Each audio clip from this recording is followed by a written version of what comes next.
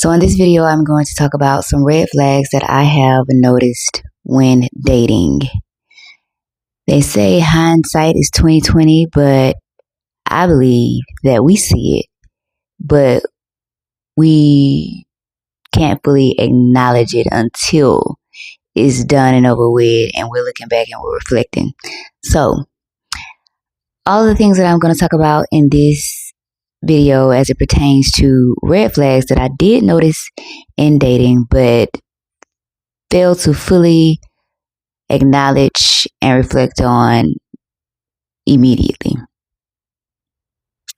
And it's also something that I'm still working through because I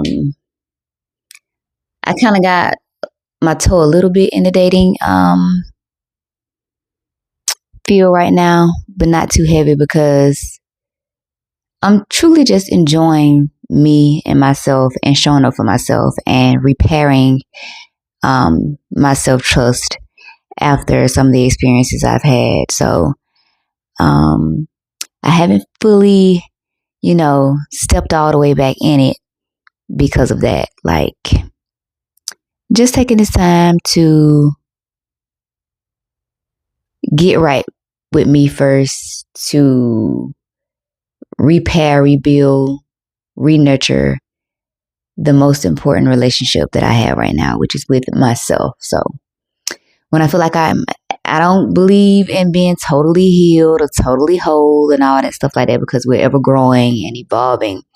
But I do feel like once I'm at a point where I can practice the self-trust that I am repairing and rebuilding, then I'll be ready to go and fully get back out there.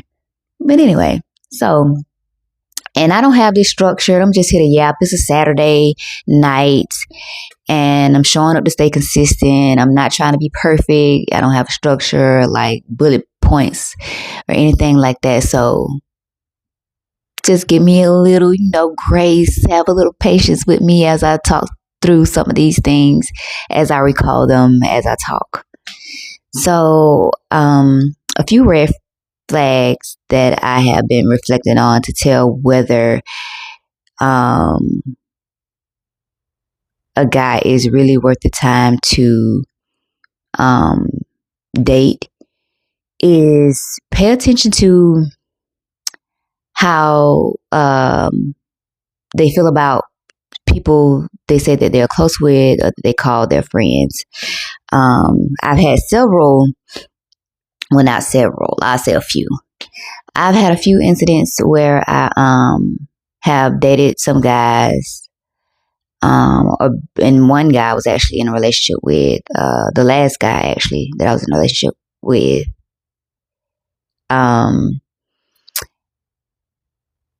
He had some unresolved jealousy with his brother. So that was a red flag because that's someone he's close with, someone that he cares for, and the way that he talked about that situation should have been my sign and telling to me of how he would treat me. Like,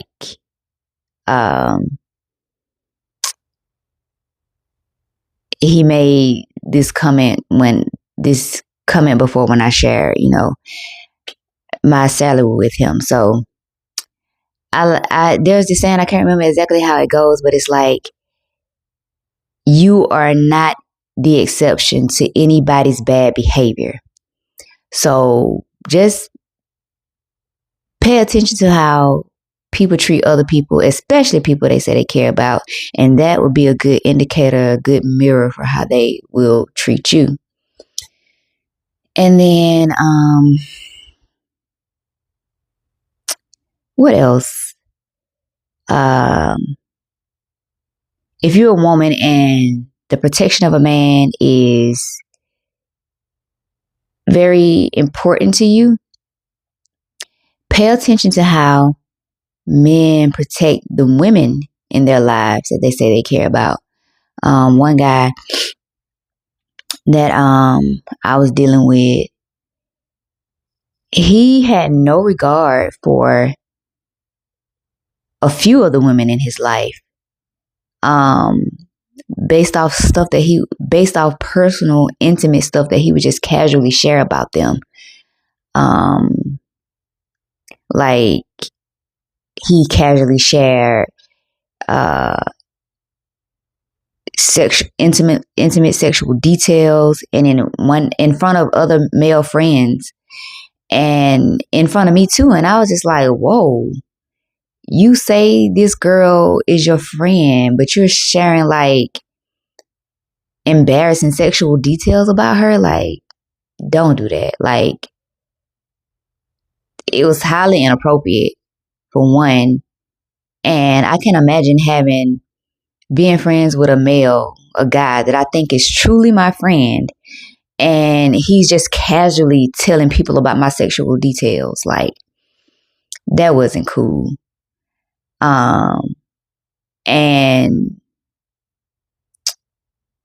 that should have been my sign. And actually, I think like that has been my worst experience with a man to date. And that should have been my sign. That should have been my sign. And he shared that about a female he claimed to care about. And then I recently learned that he did the same thing to me. So it goes back to me saying that you are not the exception to anyone's bad behavior. So that's another red flag to kind of watch out for when you're dealing with somebody that you where there's a romantic interest. What else? How they react or how they socialize as it relates to with their male friends. I've learned over the years that any man who is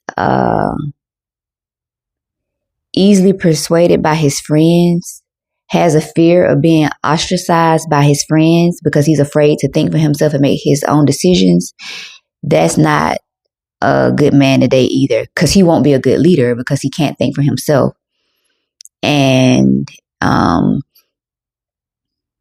it kind of reminds you of a child who's trying to figure themselves out in school, that they'll pretty much do anything to fit in. And after a certain age, and a man is still doing that, then that's a huge red flag and like a tell to how the relationship would go with them. What else did I know? Some red flags that I've been reflecting on.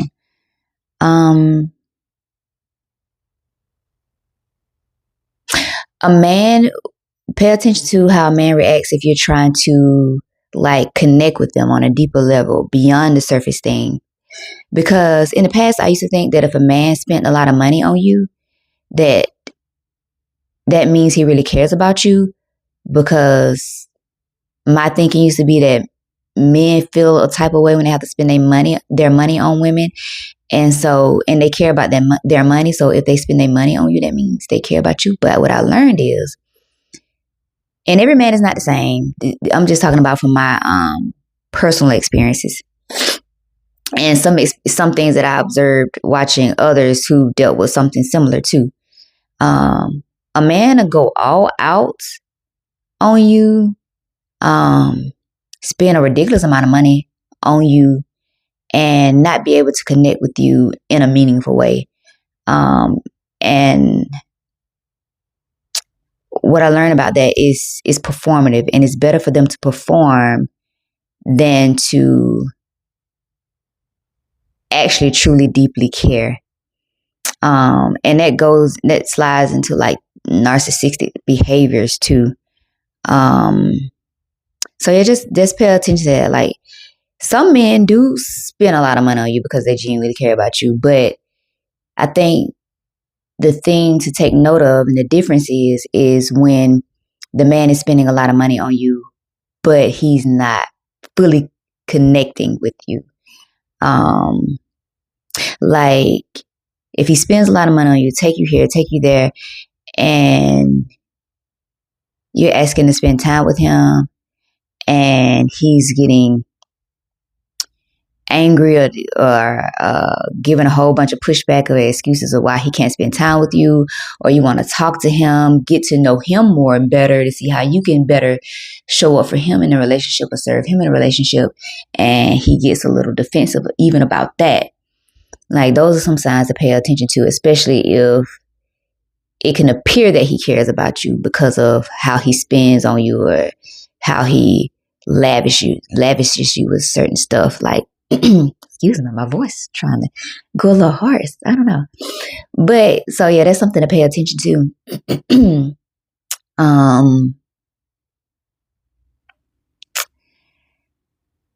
And this may just be a me thing, but I don't know. Maybe this is something someone else may have experienced too. But and it kind of builds on, paying attention to how men act when you're trying to connect. If you feel like the connection is not there, but the person is telling you that they love you, but they're saying it like almost like out of it's performative too. I can't think of can't think of the exact word to describe it, but for me, if it's not a strong connection there and somebody is saying like love you versus I love you, it's a difference. A lot of that may not mean a lot to to some people, but I'm telling you, you can feel the difference. And the only people who I have a real connection with, if they say love you or something like that, it's still the same as I love you, because you can feel in your body that the connection is real. But if the connection is not real and the person is simply saying love you and they never say I love you, that's another telltale sign. It's very subtle, but trust me, it's a very good sign. You just have to pay attention to your body when it comes to that one, and the alignment of the words with the action with that as well too. So you just have to really tune in. And then I know I said the alignment with the words and the action, but I mean like on a connection level and not like a performative level, because people can perform actions and still not mean what they say. What else? What else?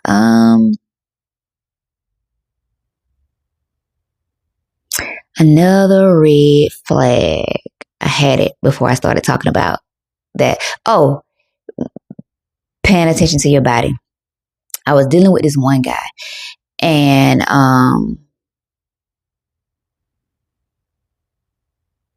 even when I was like apprehensive or like wanting to get to know him more on a friend level first before we took it further than that,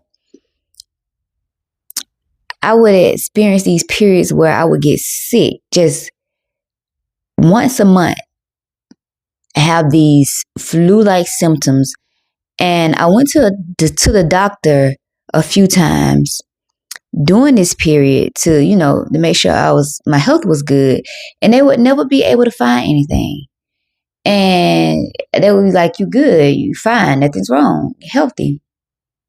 And I noticed that when I stopped dealing with the guy during that time, I stopped being sick. Well, I realized it after I sat and reflect on it. I stopped being sick. And then like about, I'll say like 6 months after that period, we reconnected, and I didn't start getting sick then because it was still like we reconnected, but it was on a casual level. Then I started feeling more comfortable with him. So I got more invested. And then I started feeling that same sickness once a month, that same flu-like sickness. And once I stopped dealing with him, I haven't felt that sickness again. So your body knows. Even before your mind can accept it, your body knows when somebody is right for you or when they're not. Like your body knows, your spirit knows, your soul knows, even though intellectually you may not be at a point where you can accept that. So yeah, pay attention to your body. Pay attention to the responses that your body just gives, like kind of seemingly unprovoked when you're around certain, even not just men who you're dating, but certain people. Yeah, just pay attention to that. And what's another red flag? Something else that I noticed that should have been like, and all of these things were telltale signs for me, but like I just was not at a point to where I could fully accept the signs because I was hopeful and I love to see the best in people.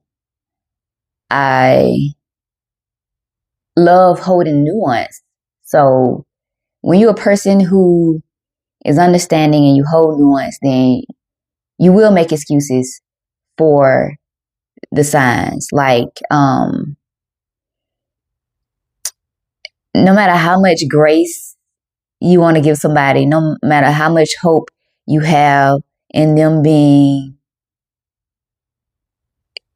the good person you believe them to be or desperately want them to be, like patterns don't lie. No matter how much you try to grace it, excuse it, or whatever the case, patterns don't lie. So, and people who do stuff with a lack of integrity, like, pay attention to major character flaws. Like, people who are okay with gaslighting you or maliciously deceiving you when you know the truth and they know that you know the truth, but they still would prefer to try to make you think you're crazy, basically.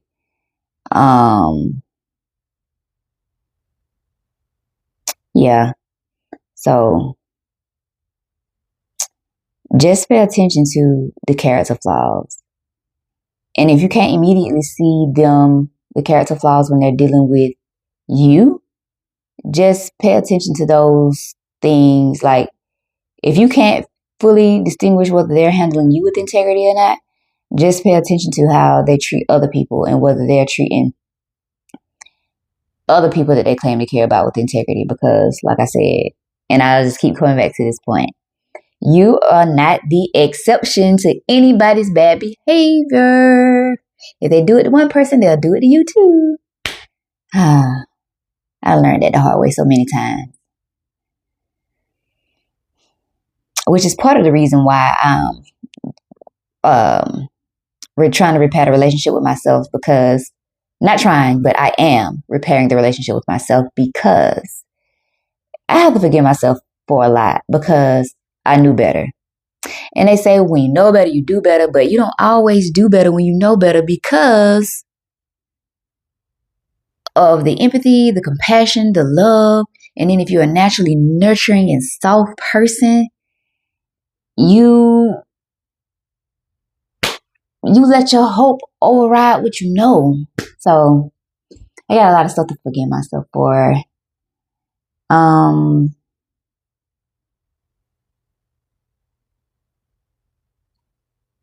But this time I will say, even though I'm not gonna get down too hard on myself or resent myself for the past mistakes or the choices that I made when it came to being in situations where I knew better, because this time it stuck.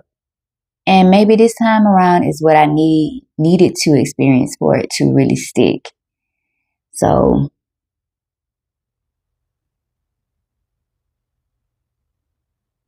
I mean, it's all about how you frame it. There's always a lesson to be learned.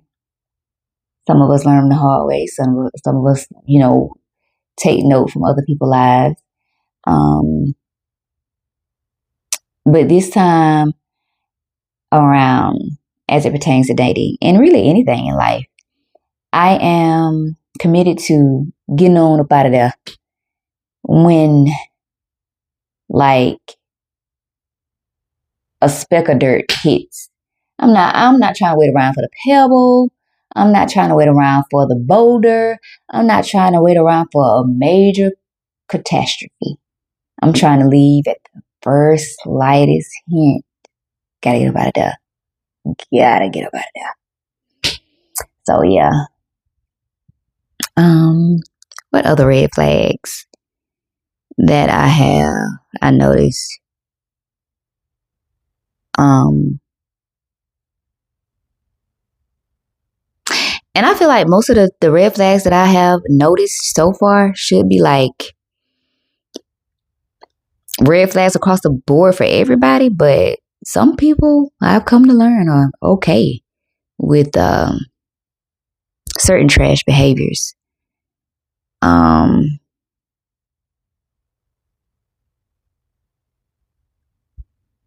So, and I know this was about around dating, but I would say like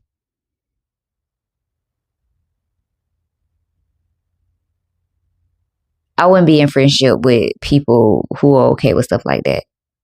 No. Oh, and another red flag, since I'm slightly talking about friendship, paying attention to the type of friend a man has. Like, if a man has friends that are like big on gossip, like I'm a woman. Woman are like is expected, and I just hate those standards too. But still, like this is the best example I can give. Women are known for being gossipers and gossips, but me and my friend and the women friends, we don't gossip. Like we share experiences, we talk about stuff, but we don't gossip. We don't.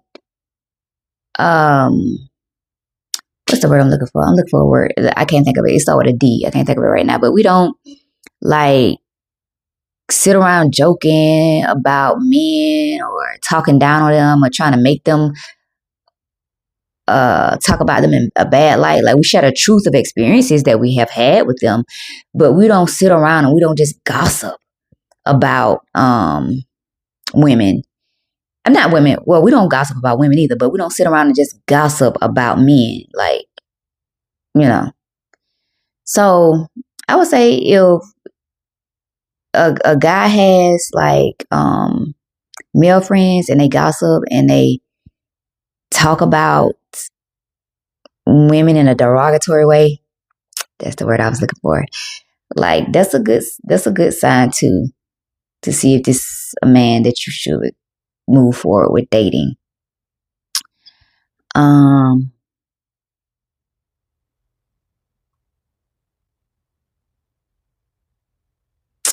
Yeah.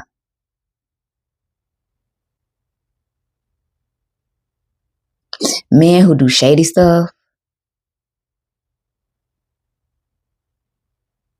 like pay attention. And this goes out like the friend stuff, like I'm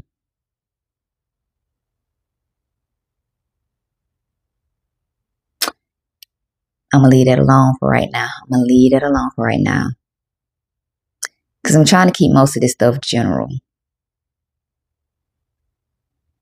I might have to do a private subscription to really dive into some of the stuff I want to talk about or to share more about my dating experiences. But for now, I'm just keep it general because this is just some random stuff that's been on my mind that I wanted to share, and I felt like would be easier to share.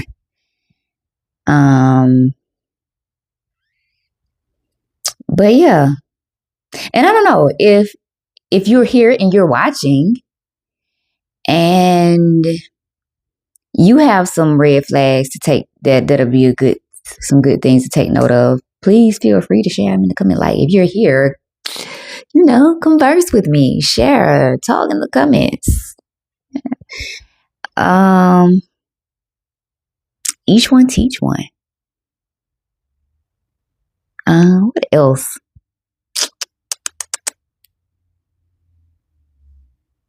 I think, what else?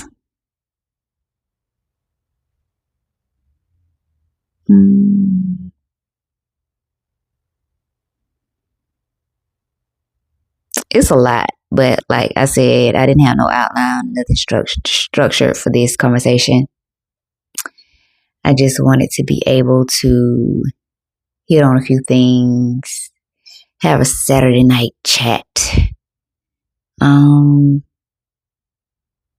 But yeah.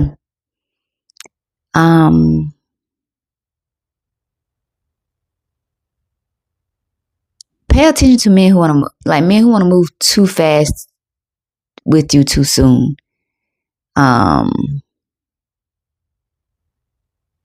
Sometimes it could be love bombing, and sometimes it could be, well, I guess either case it would be love bombing, but and then sometimes people just desperately don't want to be alone. Like they can't sit with themselves because it makes them so uncomfortable. So they'll try to move quickly in a relationship with you so they don't have to sit with themselves or be alone. So sometimes it could just be that and not love bombing. And I don't even think love bombers are trying to be malicious. And I don't think people who are afraid to be alone are trying to be malicious either, but it's unhealthy. It's still unhealthy because you have to give yourself a chance to see if you really like somebody, and I feel like the person needs to really give themselves a chance to see if they really like you. So it's a red flag, even though I don't believe it's something that's malicious, but it's still like something to be like, hold on. And then what else? I just had it, but I lost it. Yeah. Yep. Red flags.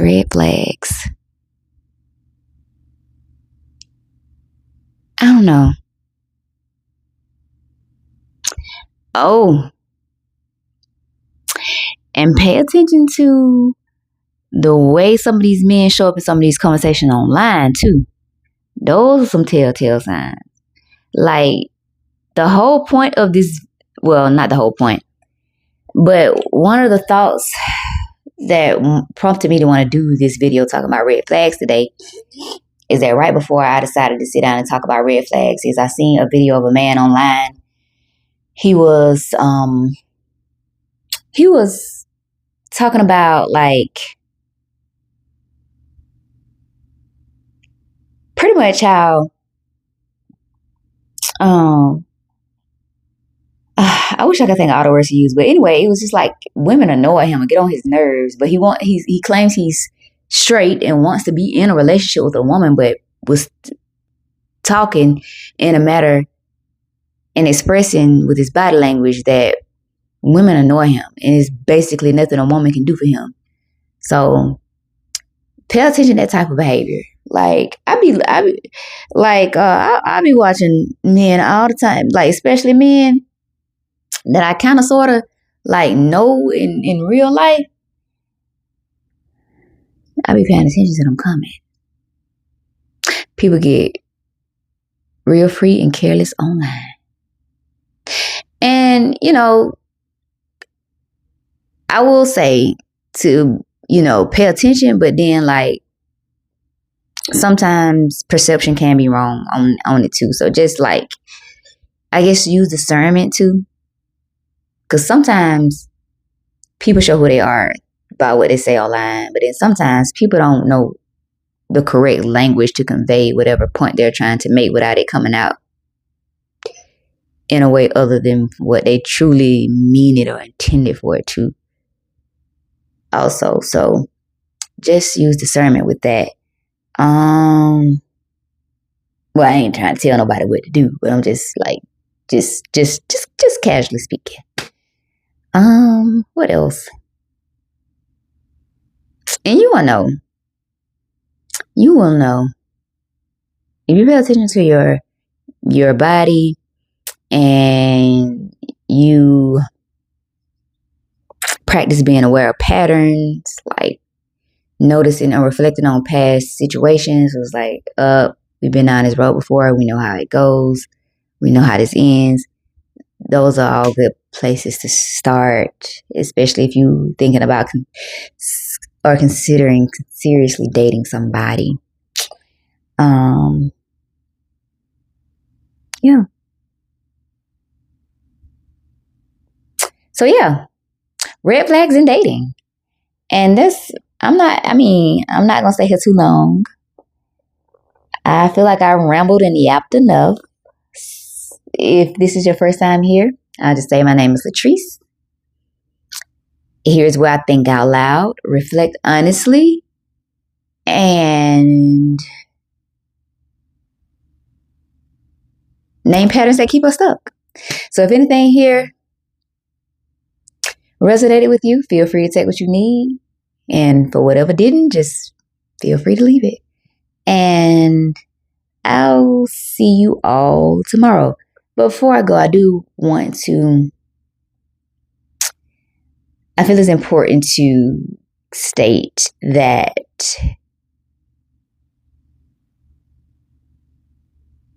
sharing, it's been a lot around my dating experiences, especially over the last maybe like 4 or 5 years, that I haven't really wanted to share because I don't want to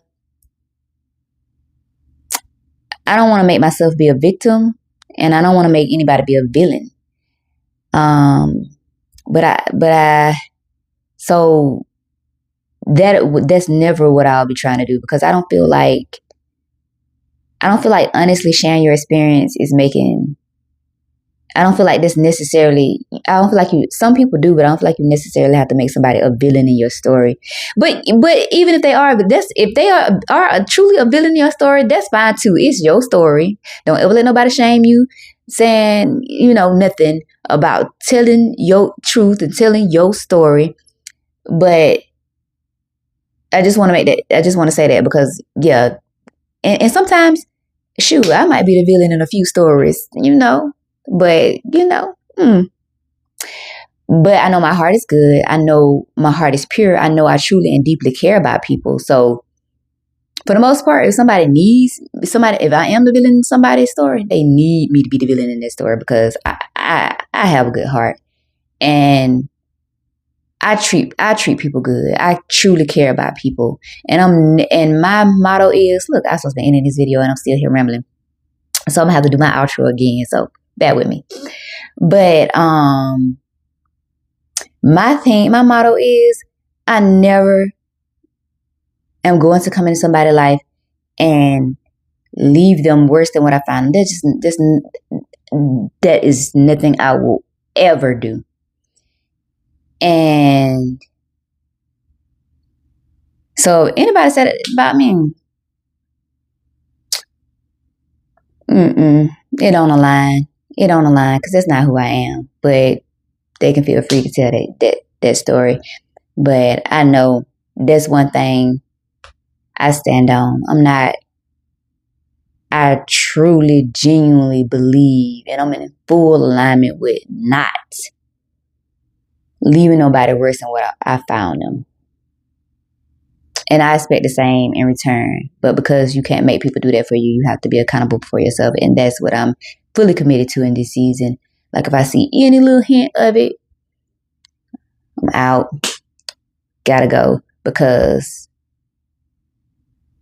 I'm not giving anybody else anything less. So, yeah. So, what I was trying to say, or what I was going to say before I went on that little tangent and that little rant, was that um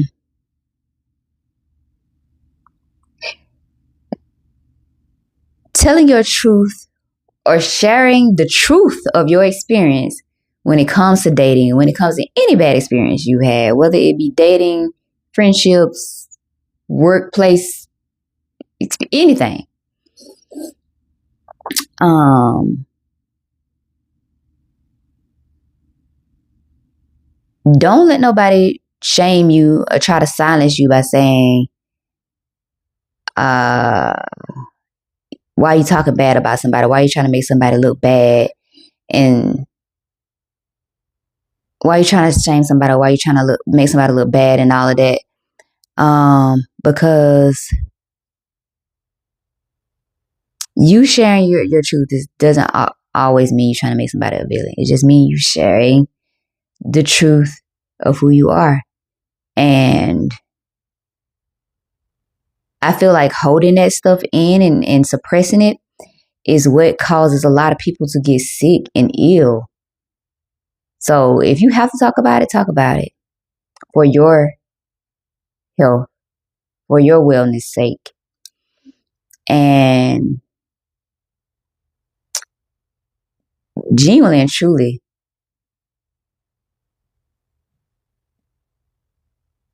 people who get offended by your story or triggered by your story or your experience, you sharing your experience honestly, I believe 9 times out of 10, they're making themselves the villain. Especially if you're sharing a story and you're not calling no name. And then you got people subtweeting you when you ain't mention no name. Hit dogs be hollering. So, and a lot of people make themselves a villain because they feel like if you share like a bad experience and they contributed to it, they make themselves a villain or feel like they're a villain because they're not ready to tell the truth about it themselves or be accountable for how they affected you or the part they played in it. So, yeah, share. Like, that's part of the reason, that's another part of the reason why I'm showing up because dating is something I want to get away from. But it's like, no,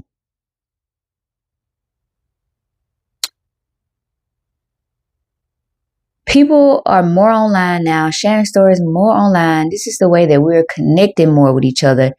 And if there's any way that I can, or anything about my life or my experience that I can share to make somebody else feel seen, heard, validated, and held by my words, my story, and the stuff that I share, then I'm going to do that. Simple. I'm going to do that because we need to know that we're not alone in these experiences. We need to know that somebody else has been through this, but it's a way forward out of anything that you experience. And that's my whole point of it. That's my whole purpose of anything I share. For people to feel seen, heard, validated, and held, and find the language to put to their experience or, what they're feeling and can't quite find the words for. Um, I'm showing up fully because even if I just help one person, that'll be enough for me. And just pray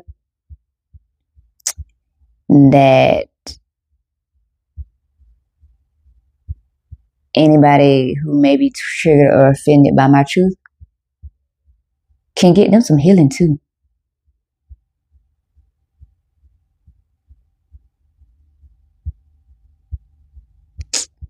So, yeah. So, I'm done for real this time. In case you missed in all that yapping that I just did, my name is Latrice. Here's where I think out loud, reflect honestly, and name patterns that keep us stuck. If anything here resonated with you, feel free to take what you need. And if anything here didn't, feel free to leave it. And I will see you all tomorrow. Bye. For real this time.